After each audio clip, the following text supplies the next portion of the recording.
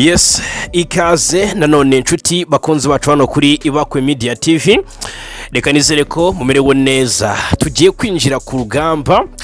Turebere hamwe ibiri kuvugwa ariko kandi twibande cyane ku nkuru ivuga kuri General Laurent Nkunda. Ngira ngo mwayibonye no kuri titre ko twabigaragaje. Biravuga ko yageze ku rugamba ariko amakuru y'ukuri turayafite ahangaha. Reka mite nkubitambangura mbabwire ko ibice ni byinshi byabaye tombe M23 yigaruriye ariko ntabwo ariko byo tugiye kuba tubanza kurebera hamwe, ahubwo reka mbabwire inkuru isa nkaho ari nziza. Mbabwira ko ibiganza bivuguta umuti w'ikibazo cy'umutekano mu burasirazuba bwa Kongo bimaze iminsi byozwa, ndetse guverinoma ya Kinshasa na AF23 bikaba bigomba guhurira ku meza y'ibiganiro. Nabwo ko itariki irenze 12 niyagera kuri 13 Mata ibiganiro bitabayeho, ariko kandi ntibere i Doha muri Qatar. Ni bya biganiro bya Doha bigomba kubera noneho i Geneve mu Suisse. Ikaba ari nayo nshuro ya mbere ibiganiro hagati ya guverinoma Kinshasa n'ihuriro AF23 bigomba kuba bibera ku mugabane w'Uburayi. Intumwa za guverinoma Kinshasa rero zabukereye ese mu byukuri ibiganiro biza kugenda bite ko M23 nayo imaze gutangaza mu buryo budasubirwaho ko yohereje intumwa zayo mu Busuwisi.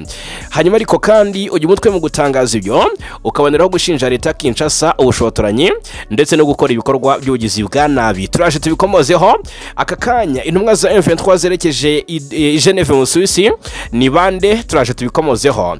Hanyuma turita tugwita tubangura turebera hamwe iby'impinduka zihutirwa zikomeye kandi zihambaye zikorewe hariya mujyi wa Goma. Ahangaha M23 ihinduye ubuyobozi bw'umujyi wa Goma mu buryo bwihutirwa cyane. Ndaje mbabwira gatanu ku kandi mite mbangura mbabwire ko ahitwa Indondo ya Bijombo ni muri teritwari ya Uvira, umutwe wa Gomino witwa ngo ni Nyamusaraba umaze iminsi uvugwaho gusahura no kwica no gutoteza abaturage bahariya.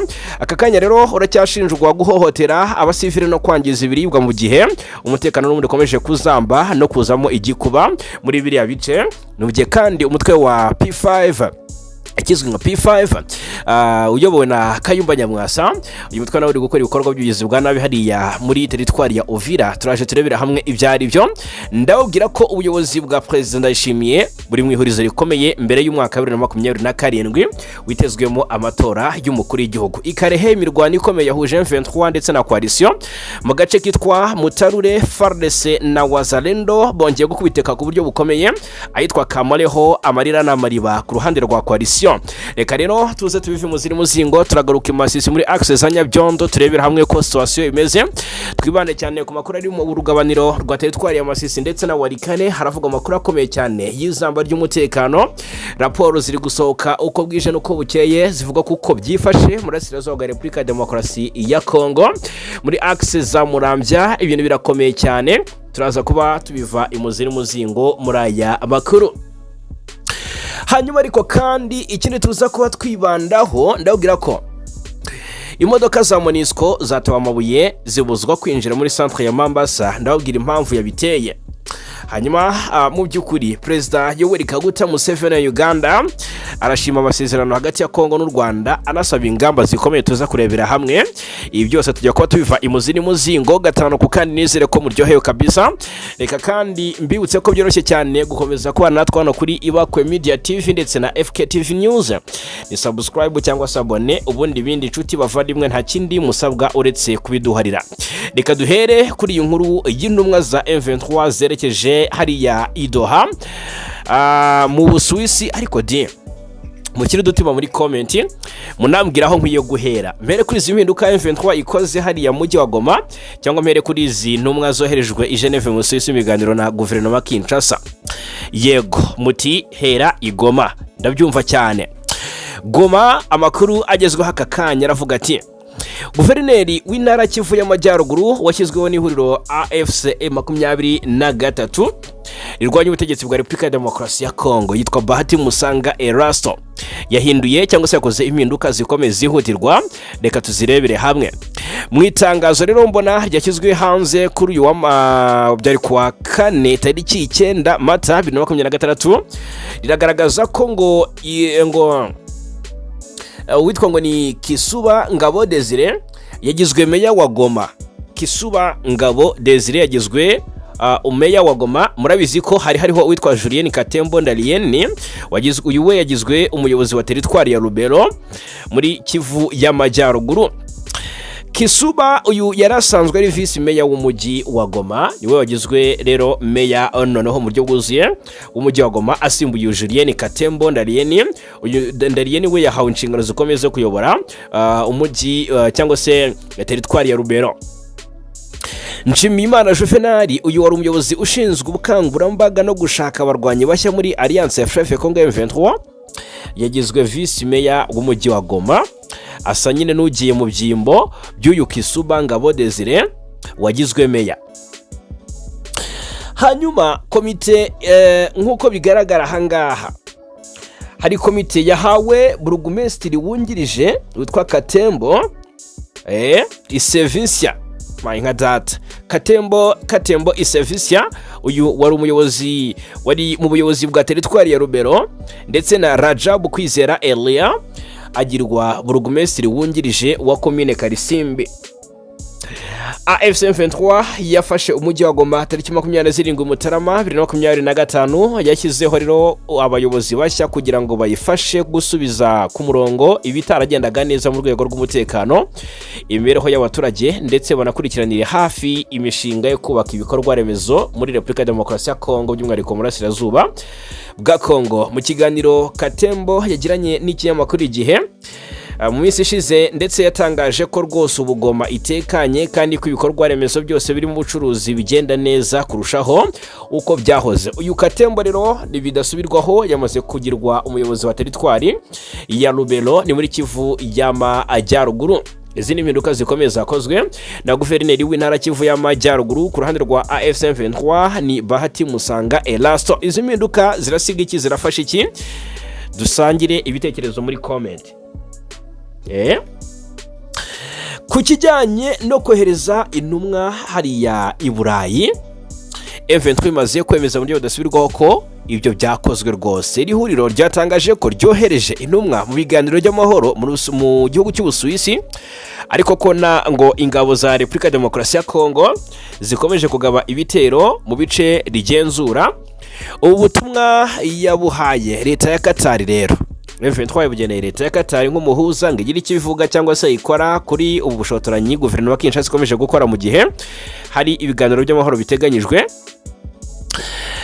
Ubutumwa rero M23 yasohoye yabugeneye leta ya Katari iri mu buhuza ihuza impande zombi mu biganiro bya Doha ndetse n'ababishyigikiye ku rwego mpuzamahanga barimo Leta Zunze Ubumwe za Amerika n'umuryango wa Afurika Yunze Ubumwe kuri ya 9 Mata 2026. Umuvugizi wa AFC M23 Laurent Kanyuka kuri X yahoze ari twitangaza ko rwose ingabo za leta ya Kongo ziri kugaba ibitero mu bice bituwe cyane muri teritwari ya Masisi birimo Nyabyondo na Gahira zikoresheje indege n'imbunda ziremereye zitagera mu by'ukuri bwo indege zitagira abapilote zizwi nka drone n'imbunda z'imizinga. Agira ati ibitero bikomeje n'ubukana buteye impungenge, ibintu abaturage bakomeza ati ibituma abaturage bakomeza kubaho mu bwoba bwa buri munsi n'umutekano muke utarangira. AFC M23 yamaganye bikomeye politike ya leta ya Kinshasa igamije kudobya ibiganiro by'amahoro, igaragaza ko leta ya Kinshasa ibishaka kwereka umuryango mpuzamahanga kwishaka amahoro, ariko ku rundi ruhande inakomeje intambara itwara ubuzima bw'abasivile benshi. Iri huriro ryagaragaje ko rishaka gukemura amakimbirane binyuze mu nzira ya politike, ariko ko cyangwa se rizanakomeza kurwanira no kurinda abasivile n'imitungo yabo mu gihe leta ya Kinshasa ikomeje kubishyira mu kaga. Biteganyijwe ko ibiganiro by'amahoro bizakomereza mu Busuwisi kuva tariki 16 kugeza ku ya 17. Ni iminsi ine baganira bitewe n'intambara iri kubera mu burasirazuba bwo hagati. Birumvikana yagize ingaruka ku bihugu nka Katari, igihugu cyakiraga n'ubundi ibi biganiro bihanganisha cyangwa se bihuza impande zombi. Aka kanya haravugwa byinshi, ndagira ngo turebere hamwe uko ibintu byifashe muri aya masaha cyangwa se muri aka kanya.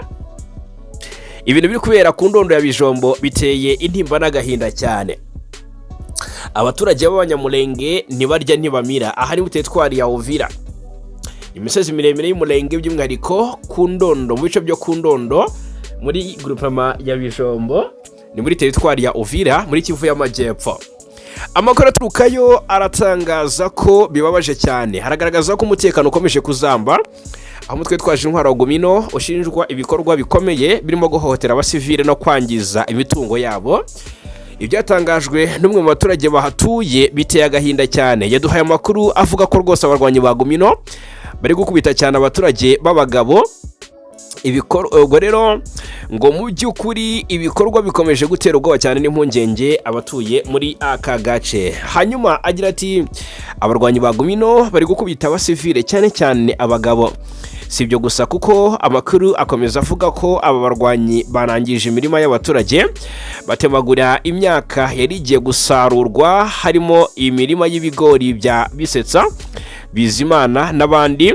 Iki gikorwa rero cyateje igihombo gikomeye ku baturage bari basanzwe bishingikirije ku buhinzi, ndetse birumvikana n'abafite bishingikiriza ubuhinzi nk'isoko y'imibereho yabo.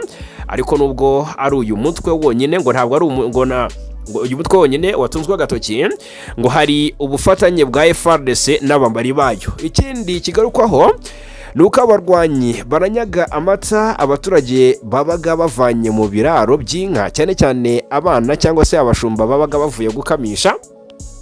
Uyu ati abana bavuye gukamisha mu biraro by'inka babanyaga amata. Umutwe wa Gomino uyu usanzwe ukorera mu gace ka Ndondo ya Bijombo uyobowe na Colonel Richard Tawimbi, bivuga ko abarizwe Kinshasa amagingaya mu gihe ibikorwa bya buri munsi biyoborwa na Shaka Nyamusaraba uri muri ako gace. Uyu mutwe watangiye kuvugwa cyane mu mwaka wa 2015, aho wavuzweho gukorana n'imitwe itandukanye irimo n'iyari ifitanye isano na Kayumba Nyamwasa, nubwo nyuma waje kugarukwaho mu itangazamakuru. Amakuru make yarerekana ko ukomeje kugira uruhare mu bibazo by'umutekano muri kariya karere. Kuri ubu Gomino ivugwa mu bufatanye n'imitwe y'ingabo zidasanzwe zigiye zitandukanye zirimo FARDC, FDLR, Wazalendo n'ingabo z'u Burundi, harimo n'ibonera kure. Iri huriro kandi rishinjwa kugaba ibitero ku mihana ituwe n'abanyamurenge muri Kivu y'Amajyepfo mu duce twa Ndondo, Mikenke na Minembwe. Dora tubigarukaho nko mu cyumweru gishize, amakuru yemeza ko habaye ibitero bikomeye cyane mu gace ka Ndondo, aho hari n'imihana rwose ituwe yafashwe n'imitwe yitwaje intwaro, harimo uwagongwa ndetse n'indi igikikije. Nubwo umutwe twirwaneho rero uvugwaho gufasha abaturage, twirwaneho yagerageje gukumira ibyo bitero, ntibyabujije rero ko hari ibice byafashwe ndetse n'abaturage bagahunga ku byinshi mu buryo budasanzwe. Kugeza ubu ariko nubwo hashize iminsi ibiri nta bitero bikomeje byongeye, cyangwa se nta bitero bikomeye byongeye kuvugwa muri ako gace, gusa amakuru akavuga ko ibikorwa byo guhohotera abaturage bikomeje, harimo no gukubitwa, kunyagwa ndetse no kwangirizwa imitungo. Ubwo rero biri kubera ku Ndondo bikagaragaza isura rusange y'umutekano mucyo maze igihe mu burasirazuba bw'igihugu cya Repubulika ya Demokarasi ya Kongo. Ubwo rero ku mitwe myinshi itwaje intwaro ikorana cyangwa se igahuriza hamwe ibikorwa, bituma ibibazo cyangwa se ikibazo kirushaho gukomera ndetse no kugorana cyane, bikagora inzego za leta n'izo mu karere kugishakira umuturambye. Gomino ikomeje kurikoroza muri biriya bice byo ku Ndondo ya Bijombo. Abaturage ntibarya, ntibamira, ntibatuje, ntibatekanye, birahangayikishije cyane rero. Hanyuma ejo hazaza ha Kongo, ha Repubulika ya Demokarasi ya Kongo, ha politiki ya Kongo hashyizwe ngo mu kibazo gikomeye n'imvugo za Perezida Felix Antoine Tshisekedi. Iyi ni ingingo tuzarebera hamwe makuru yacu ari imbere. Turaje twinjire mu bivugwa kukuba General Laurent Nkunda yaba yaragarutse Kurugamba, ndetse rwose akaba yaragarutse ngo kwesurana n'igisirikare cya Repubulika ya Demokarasi ya Kongo. Reka mbanze nkubite mbangura nerekeze i Bujumbura mu Burundi, babwire ko kuri ubu mu gihe Burundi bwitegura amatora y'umukuru w'igihugu ateganyijwe muri 2027, inzira ya politike ya Perezida Evariste Ndayishimiye iragaragara ko iri mu bihe by'igerageza rikomeye rishingiye ku bibazo byinshi byegeranye, birimo iby'imbere mu gihugu, ubukungu butifashe neza ndetse no kutumvikana ku rwego mpuzamahanga. Ibibazo ngo ntibikiri by'igihe gito cyangwa se iby'ako kanya, ahubwo bigenda bifata isura y'ibibazo byimbitse bishobora kugira ingaruka zikomeye ku bushobozi bwo kuyobora igihugu no ku cyizere cy'abaturage mu buyobozi buriho. Muri 2020 Perezida Ndayishimiye yatorewe kuyobora igihugu asimbuye Pierre Nkurunziza, atanga icyizere cyo gukomeza ibyagezweho ariko anashyiramo impinduka zigamije kunoza imikorere y'inzego za leta.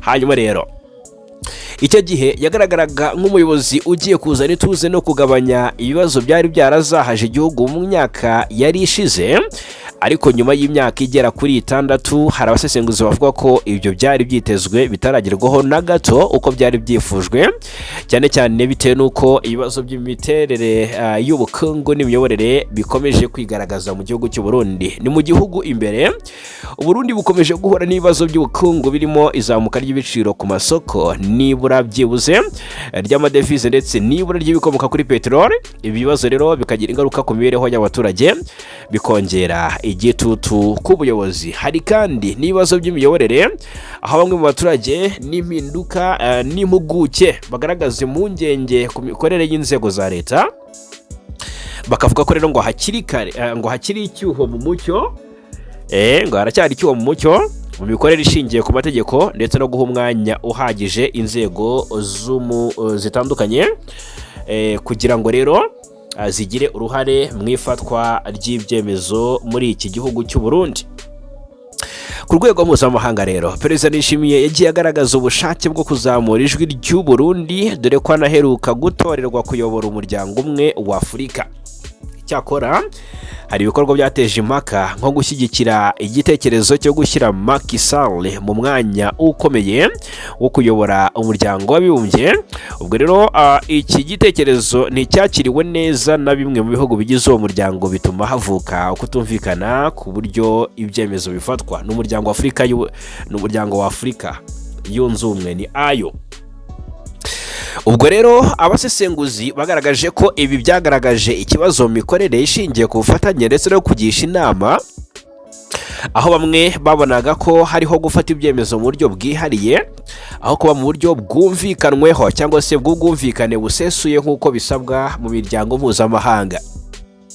Ubu ikibazo gikomeye si ukumenya niba azongera kwiyamamaza gusa, ahubwo n'ubushobozi bwe bwo gukomeza kuyobora igihugu mu buryo buhamye mu gihe ibibazo bikomeje kwiyongera. Kuyobora igihugu muri iki gihe birasaba guhangana n'ibibazo by'imbere mu gihugu, kuzahura ubukungu no kunoza umubano n'ibindi bihugu, ariko Ndayishimiye ahangaha akemangwa. Ni mu gihe amatora rero, ubwo ibi byose bisaba ubuyobozi bufite icyerekezo bushyira imbere ubufatanye mu gukorera mu mucyo.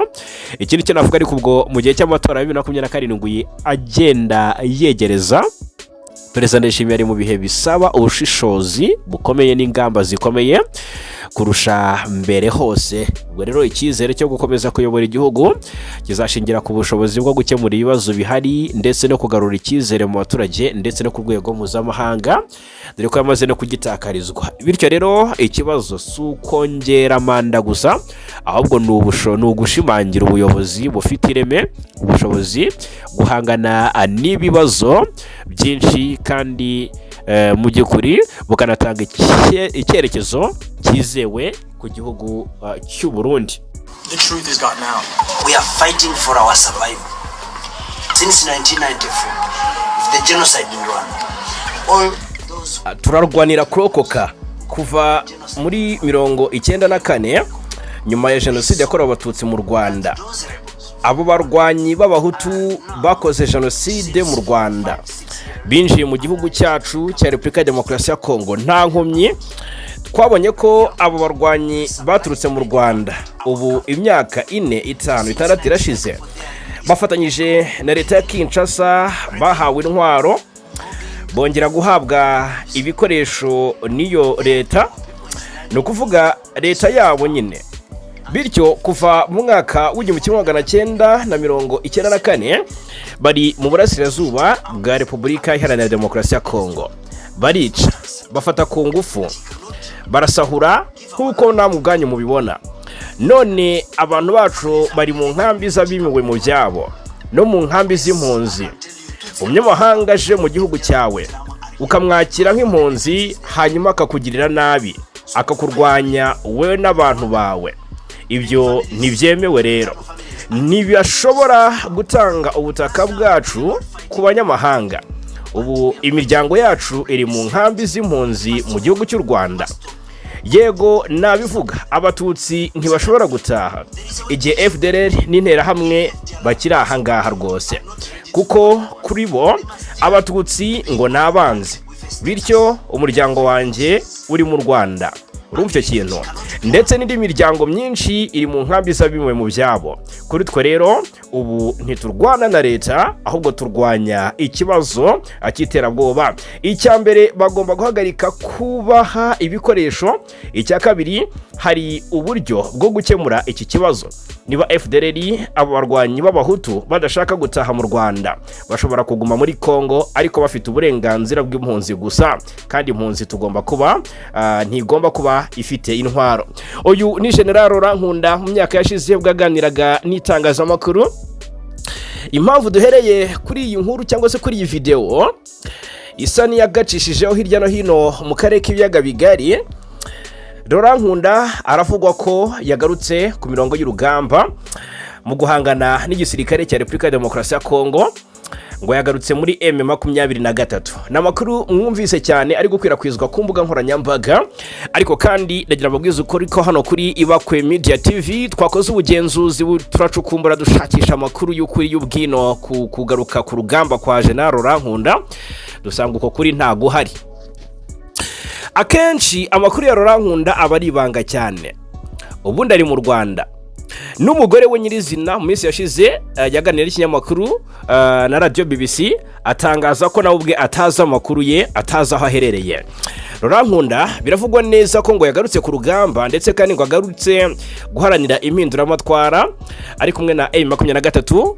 Murabizi ko n'ubundi M23 ikomoka ku mutwe wa CNDP. General Laurent Nkunda yashinze umutwe wanditse amateka akomeye mu myaka igiye itandukanye. Murabizi ko nko muri 2010 muri 2004 CNDP yigeze gufata umujyi wa Bukavu. Iyo ni amateka, ubwo yarafatanyije na Colonel Mutebutsi. Ibyo byo ntabwo tuza kubyinjiramo ngo tubitindeho. 5 ikiri kuvugwa akakanya nuko ngo Laurent Nkunda yagarutse ku rugamba. Tshisekedi kurikije ubushongore n'ubukaka bw'ingabo ze, Tshisekedi ari ku rwego rwo guhangana na M23 ifite Laurent Nkunda ku rugamba. Ni ikibazwa abantu rero bacu bahoze batubaza mu by'ukuri inkomoko y'aya makuru. Twashakishije mu masuruse yose twabuze iby'iyo nkuru, gusa ntabwo byaba ari bibi ku ruhande rw'abaharanira impinduramatwara, gusa byaba ari bibi ku ruhande rwa Perezida Felix Antoine Tshisekedi Chilombo, kubera ko Laurent Nkunda arindwa bubi, ntabwo rwose kumwisukira byoroha. Nkeka ko agarutse ku rugamba hari icyo byakemura ku ruhande rwa M23. Uyu mugabo w'imyaka 59 rero washinze CNDP, wahagije guverinoma ya Kinshasa aharanira uburenganzira bw'abanyekongo bakoresha ururimi rw'ikinyarwanda, aravuga kugaruka ku butaka bw'igihugu cya Repubulika ya Demokarasi ya Kongo aje kurwana ku ruhande rwa M23, ariko aya makuru ntabwo aratangazwa. Aka kanya haravugwa ibintu bikomeye cyane muri Kivu y'Amajyepfo. Tubemereye ko rwose byinshi kuri Laurent Nkunda no kugaruka muri Burasirazuba bwa Kongo turacyabikusanya ngo tumenye ukuri guhari. Turi kubaza muri soko yacu y'amakuru ngo tumenye ibyo ari byo. Muri Kivu y'Amajyepfo ibikorwa by'ubugizi bwa nabi biri gukorwa n'ingabo z'u Burundi FARDC, abagize P5 ya General Kayumba Nyamwasa bari gukora ibikorwa bibi cyane, bari gusahura imitungo y'abaturage. Biravuga ko aka kanya noneho ngo inka 13 zimaze zimaze kuribwa n'abasirikare bo muri P5. Murabizi ko bamaze iminsi bivuzwe ko baturutse mu gihugu cy'u Burundi binjira muri Burasirazuba bwa Kongo amaramasa batazanye intwaro, kubera ko ngo zahiriye mu bubiko bwa hariya i Bujumbura. Tumaze iminsi tubigarutseho, ariko ibiri kubera hariya Muramvya ni ibintu bikomeye cyane, ni ibintu biteye agahinda cyane. Wakwinyabya ku ndondo ya Bijombo muri teritwari ya Uvira ni muri Kivu y'Amajyepfo, rwose urutihangana waturi kukarira kubera ko uburyo abaturage bari gusahurwa birakomeye cyane kandi biteye ubwoba mu buryo budasanzwe. Ku ndondoho abaturage baribwa, baricwa, barasambanywa, ubwo navuga abagore, kandi birababaje cyane biri kubera kuri ndondo ya Bijombo muri teritwari ya Uvira. Ni mu gihe muri Kivu y'Amajyepfo muri axe za Karere witwa General Kirikico ngo yaba yishwe na M23 yishanwa n'abazerendo 16. iyi nkuru ntabwo turayakira mu buryo bwuzuye, ariko murabizi ko mu gace kitwa ngo ni Tushunguti gaherereye muri teritwari ya Karere ni muri Kivu y'Amajyepfo amaze iminsi habera imirwano ikomeye, ndetse tariki 7 rwose ngo M23 yabashije gufata uyu mujyi. Aha Tushunguti siho gusa M23 yesuraniye na coalition, kuko uyu mutwe wafashe Tushunguti ariko wari wafashe n'agace kitwa ngo ni Lumbishi na Katare na Tushunguti ni muri teritwari ya Karere ni muri Kivu y'Amajyepfo, dore ko muri iyi teritwari yose nyirizina M23 yafashe uduce tugera hafi ku 8 nyabuneka, ngira ngo turanarenga, kuko M23 yafashe agace kitwa ngo ni Bishaka, ifata Chambombo, ifata Katare, Kafufula, Katanga ndetse na Kaziba two muri groupement ya Ziraro muri teritwari ya Karere ni muri Kivu y'Amajyepfo. Aha rero ubwo bafataga agace kitwa ngo ni Tushunguti, amakuru aravuga ko ngo bishe abarwanyi ba M23 ngo bishe umuzarendo karahutaka witwa ngo ni Kirikico, ni General Autoproclamé, ngo yishanwe n'abazarendo 16 abagera kuri 6 barakomereka ndetse bikomeye hano muri teritwari ya Karere muri groupement ya Ziraro. Ubu rero ngo ituze ni ryose mu duce tw'ingenzi twafashwe muri groupement, bivugwa neza ko ahitwa mu by'ukuri Tushunguti akakanya ngo hari ituze mu buryo budasanzwe. Hanyuma ubwo ndi kugenda updatinga, ndi kugenda ambasogongeza ku makuru.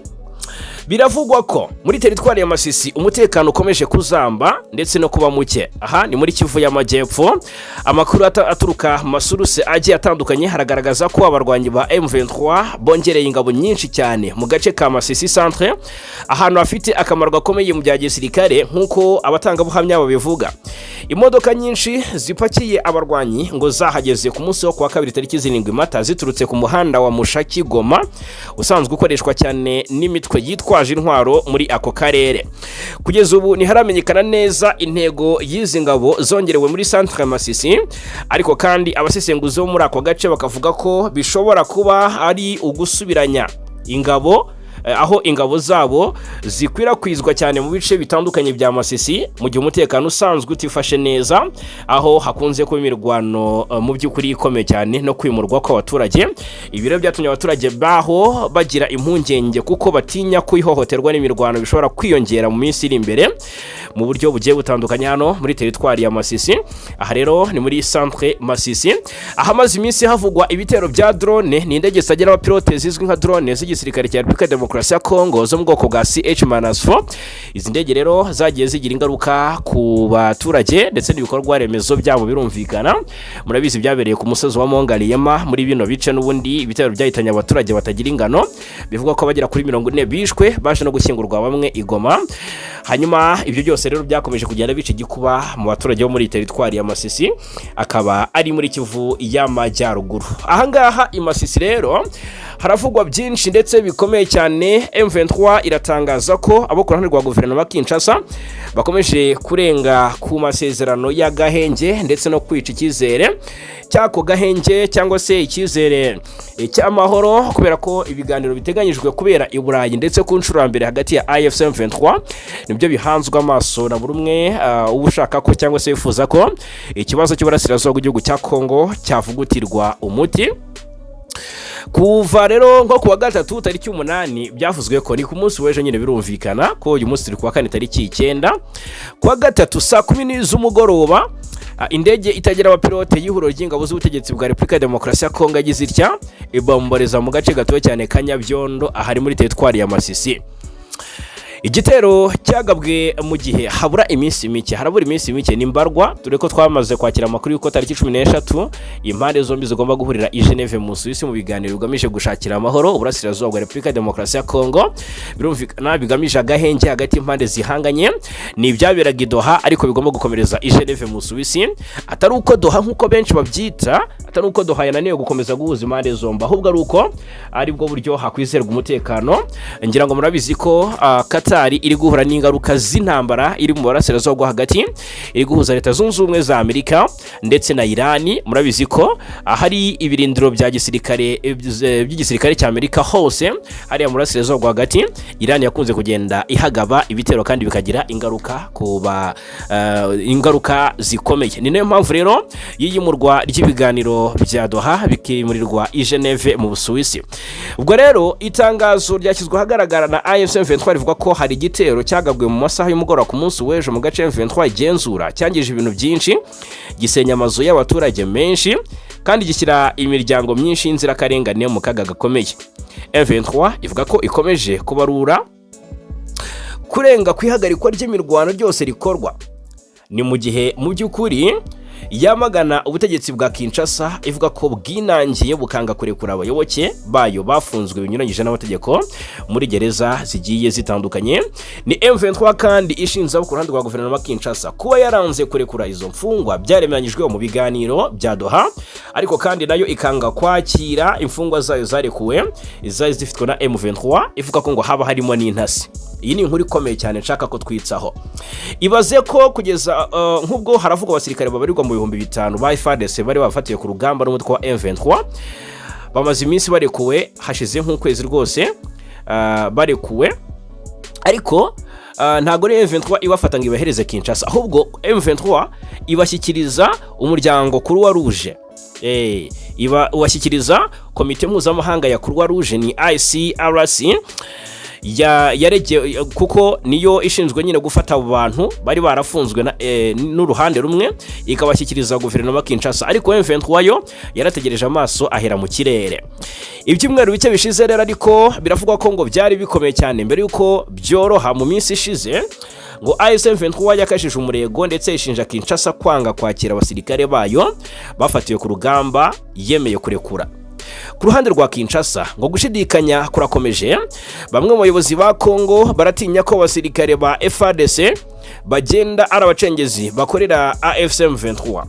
Ndetse umwe mu begereye Perezida Felix Tshisekedi avugana na RFI yavuze ko rwose asa n'ujya kuragira ati kuki bari guhatiriza, ese barabikorera ineza cyangwa bafite umugambo uhishe. Ni impungenge zikomeye Kinshasa bafite bavuga bati M23 niba maranye iminsi ingana gutya ishobora kuba yarabashyizemo ideology imeze gutya ikoherezamo n'intasi mu buryo bumwe cyangwa ubundi zikaza kuturangiza. Ndetse umwe mu begereye Perezida Tshisekedi avugana na RFI ati rwose kuki bari kuduhatiriza, ese barabikorera ineza cyangwa bafite umugambo uhishe. Izi ni impungenge zabo kwa Tshisekedi ziri gutuma rero bazoyaza kwakira imfungwa zabo. Abandi bayobozi bahisemo kwigengesera bagaragaza ko abo ari imfungwa z'intambara kandi ko iki kibazo kimaze amezi hafi 6 kiganirwaho. Umwe mu minisitiri wabwiye RFI ko ari ngombwa ko ibintu byose bikorwa hakurikijwe inzira ziteganyijwe. Amakuru atugeraho kandi ava kuri iki gitangazamakuru mpuzamahanga akavuga ko ikibazo cy'aba basirikare kiri mu bizigwaho mu minsi ya vuba, ariko ngo nta gahunda yo kubishyira mu bikorwa igaragara. Andi makuru ava mu badiplomate avuga ko nubwo impande zombi zumvikanye, imbogamizi z'amafaranga zishobora kudindiza igikorwa cyo guhererekanya imfungwa ku ruhande rwa leta. Iki kibazo rero ngo gishobora gushakirwa igisubizo mu gihe kitarenze iminsi 10 mu nama iteganyijwe hagati ya leta ya Kinshasa na M23. N'ibiganiro bya Doha bigomba kubera i Geneve mu Busuwisi. Ubwo nabyo rero biravuga ko bizarebwa kandi bikaganirwaho. Aha ngaha reka mpite mbabwira ko n'ibiganiro bya mbere hagati ya M23 ndetse na Kinshasa bwa mbere mu mateka bigiye kubera ku mugabane w'i Burayi. Amakuru atangazwa n'ibinyamakuru bitandukanye aravuga ko ibiganiro byo gushaka amahoro mu burasirazuba bwa Kongo hagati ya Kinshasa ndetse n'umutwe wa AFC M23 bigiye kongera gusubukura bikazabera i Burayi ku nshuro ya mbere. Biravuga ko ibi biganiro ngo bitegurwa na Katari kuri iyi nshuro bigiye kubera mu Busuwisi nta gihindutse. Hari i Geneve ndetse rwose n'itariki yatangajwe ntabwo yahishwe, ngo bizatangizwa mu by'ukuri mu cyumweru gitaha tariki 16 Mata kugeza kwa 5 w'icyumweru gitaha nkuko bitangazwa na radio mpuzamahanga y'Abafaransa. Ibiganiro bivugwa mu gihe ku munsi wo kwa 3 ushize umuvugizi w'umutwe wa M23 yatangaje ko indege ya drone y'ingabo za leta yateye agace gatuwe cyane muri Nyabyondo teritwari ya Masisi ni muri Nokivu iminsi mbike mbere y'ibiganiro bishya mu nzira y'amahoro ya Doha.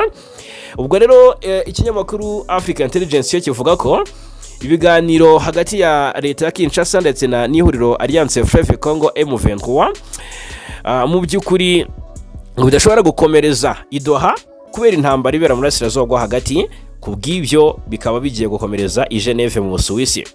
Ikigo Center on International Cooperation cya kaminuza ya New York muri Leta Zunze Ubumwe za Amerika nacyo cyemeje ko ibyo biganiro bizatangira mu cyumweru gitaha bikabera mu Busuwisi. Ni ibiganiro rero mu by'ukuri bivugwa neza ko Leta Zunze Ubumwe za Amerika zizagiramo uruhare ndetse rukomeye kugira ngo hatebwe intambwe ifatika kandi ishimishije.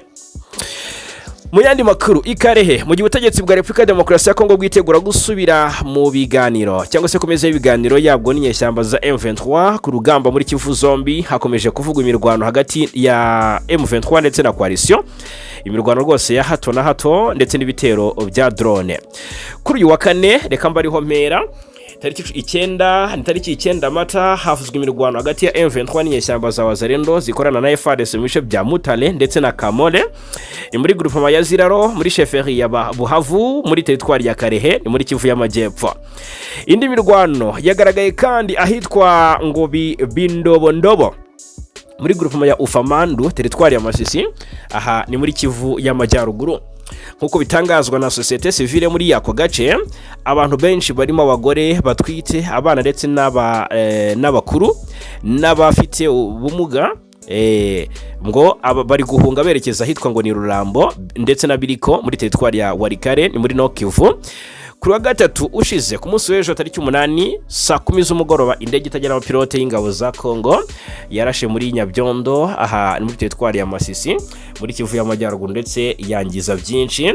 Ibi rero ni bikomeje kugenda bigaruka ku kibuga cy'imirwano mbere gato yuko hubahirizwa ibikubiye mu masezerano mbere yuko nyine impande zombi zinjira ku meza y'ibiganiro. Biteye impungenge cyane ahangaha. Ndahika babwire ko witwa James Swan yatangiye inshingano ze kuyobora zo kuba intumwa y'umunyamabanga mukuru w'umuryango w'Abibumbye muri Burasirazuba bwa Kongo, yasimbuye Madamu Keita warutse kwegura. Ariko kandi biravugwa ko MONUSCO yahuye n'akaga gakomeye. Igisirikare cya Kongo FARDC Ibunia kuri wa gatatu ku munsi w'ejo tariki 8 Mata cyamaganye ibikorwa ngo by'urubyiruko rumwe rwitambitse imodoka z'ingabo z'umuryango w'Abibumbye za MONUSCO ruzitera amabuye ruzibuza kwinjira muri centre ya Mambasa ni muri Ituri. Mu itangazo ryashyizwe hagaragara ku wa gatatu Ibunia, umuvugizi w'ingabo muri Ituri yitwa Lieutenant Gilles Ngongo avuga ko ibyo bikorwa ari imyitwarire yo kurwanya Repubulika idatanga umusanzu mu bikorwa by'amahoro, ahubwo ifasha imitwe yitwaje intwari itera ubwoba abaturage bo muri ako karere. Ati iki ni igikorwa cyo kwigomeka. Mu by'ukuri imyitwarire irwanya Repubulika twagiye dukorana na MONUSCO haba muri Irumu, Mahagi, Jugu cyangwa se Mambasa, tugakomeza gukora nk'umutwe umwe. FARDC yihanangirije abashishikarije ibikorwa byo kuyobya abaturage ku nyungu zabo bwite. Yashimangiye kandi ko MONUSCO ari umufatanyabikorwa wa guverinoma mu kugarura amahoro muri Ituri kandi bahamagarira abaturage gufatanya n'ubutumwa bwa LE10. Umuvugizi ati dufatanyije twageze ku bintu bikomeye cyane hano muri Ituri, uturere twose dutekanye kugeza ubu twatekanye ku nkunga ya MONUSCO. Sinumva ukuntu umufatanyabikorwa ashobora kuza gukorana n'ingabo z'igihugu kugira ngo arinde abaturage hanyuma abaturage ubwabo bakamutera. Ati oya, kubwe rero ibyo ngo ni ibikorwa byo gukoresha abantu bikorwa nabungukira mu mutekano muke wa hariya Imambasa ni mu burasirazuba bwa Repubulika Iharanira Demokarasi ya Kongo. Dusoreze kuri iyi nkuru ivuga ko Perezida Museveni yashimye amasezerano hagati y'u Rwanda na Kongo, anasaba mu by'ukuri ingamba z'umutekano zikomeye kurushaho. Perezida wa Uganda Yoweri Kaguta Museveni yashimye cyane amasezerano y'amahoro yashyizweho umukono hagati ya Repubulika ya Demokarasi ya Kongo n'u Rwanda, ariko anagaragaza ko ibibazo by'umutekano bikiri ingorabahizi mu gihugu ndetse no mu karere k'Ibyaga Bigari. Mu ijambo rya Perezida Museveni ati twishimiye cyane amasezerano y'amahoro hagati y'u Rwanda na Kongo, nubwo nshimye kandi ngashigikira ayo masezerano, ibibazo by'umutekano biracyahari. Ayo masezerano ahangayikishije cyane ikibazo cya M23 mu bihugu byombi mu gihe intambara ikomeje kwibasira Kivu y'Epfo n'iy'Amajyaruguru. Hari n'ibindi bibazo byinshi mu gace ka Beni, Butembo mu majyaruguru ya Kivu muri Ituri ndetse no mu zindi ntara nka out well, aho hakigaragara ibibazo by'umutekano. Perezida Museveni yatanze umuburo ko nubwo aya masezerano ari intambwe ikomeye, hakenewe ibikorwa birambuye byo gukemura ibibazo byose by'umutekano mu gihugu ndetse no mu karere k'Ibyaga Bigari. Yongeyeho ati niba aya masezerano yemewe kandi agashyirwa mu bikorwa, bizaba intambwe ikomeye kandi bizatanga inyungu nyinshi mu karere kose k'Ibyaga Bigari. Abahanga mu by'umutekano mu karere bakavuga ko gushyira mu bikorwa aya masezerano ari ingenzi, ariko basaba ubwitonzi kuko nta buryo bwihuse bwo gukemura ikibazo cy'inyeshyamba n'ibindi bibazo by'umutekano mu bice bitandukanye bya Kivu y'amajyepfo n'amajyaruguru. Ubu mu majyaruguru n'uburasirazuba bwa Repubulika ya Demokarasi ya Kongo birumvikana haracyari ibikorwa by'urugomo n'ubwicanyi butandukanye bigaragaza ko urugendo rwo kugenda rugana ku mahoro arambye rukiri rurerure, kandi mu by'ukuri ko rusaba ubufatanye bw'inzego zose z'umutekano, abayobozi ndetse n'abaturage. Reka rero bashimire cyane kubana natwe muri aka kanya 5 hano kuri Ibako Media TV. Duhora tugutegura amakuru acukumbuye akoranywe ubuhanga ndetse n'ubushishozi y'ukuri azira ibihuha. Ubwo rero nyemerera twongere tubane makuru yacu ari imbere.